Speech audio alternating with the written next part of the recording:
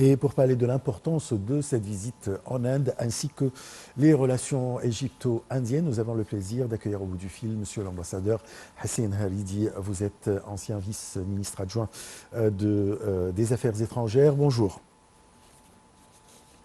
Bonjour. Bonjour Monsieur l'ambassadeur.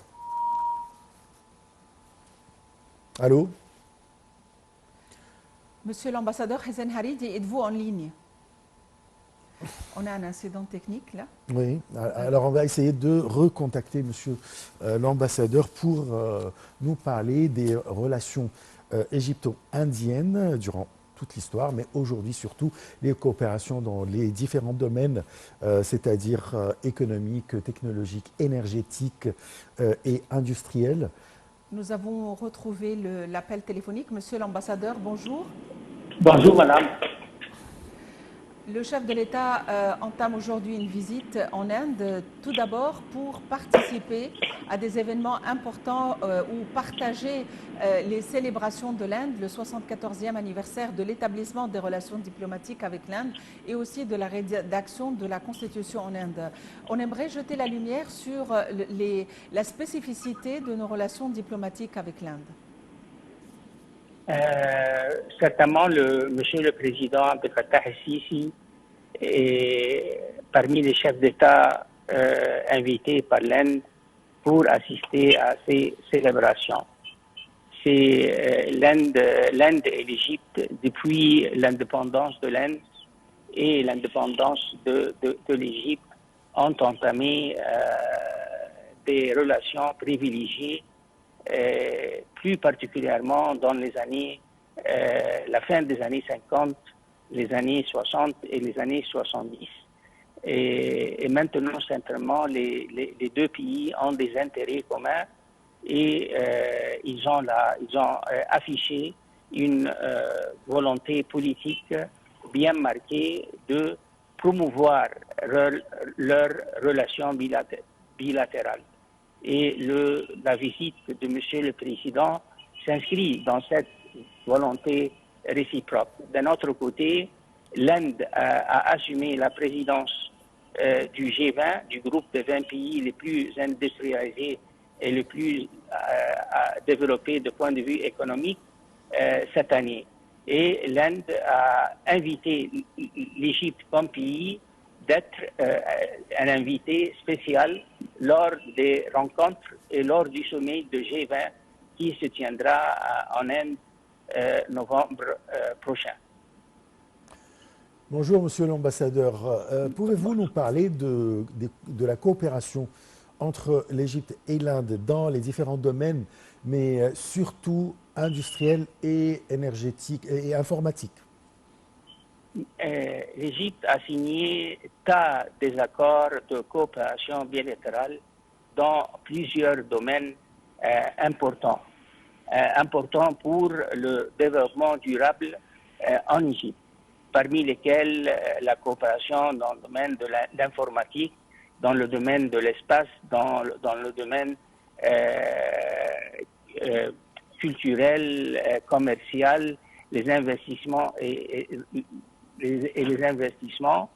Et certainement, l'Inde est une superpuissance dans le domaine informatique.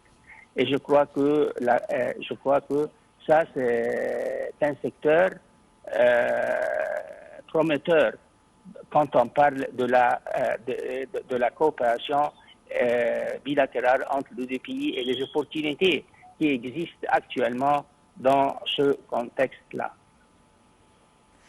Monsieur l'ambassadeur, nous avions des relations avec l'Inde depuis l'époque du défunt le président Nasser et il y avait quand même des échanges et des coopérations avec l'Inde.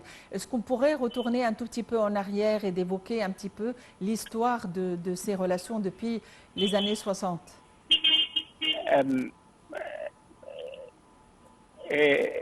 Tout débute après l'indépendance de deux pays, tout débute à Bandung, une ville indonésienne où le président Nasser, et en fait c'était le premier déplacement à l'étranger du président Nasser, appelée la révolution de 1952. Ça, c'était en avril 1955, où il a rencontré le leader indien, une figure historique, le Jawaharlal Nehru. Et depuis là, une certaine amitié sur le plan personnel d'un côté, et d'un autre côté, les intérêts communs et la vision commune du président Nasser et le président Nehru en ce qui concerne le rôle des pays récemment indépendants dans le système international, dans la scène internationale, dans le contexte de la guerre froide. Alors, en 1955, les deux leaders, avec le feu Joseph Broz Tito, le leader yougoslave, dans le temps, ont lancé le mouvement des non-alignés. Et alors, depuis cette date-là, les relations entre l'Inde et l'Égypte n'ont cessé d'accroître. Et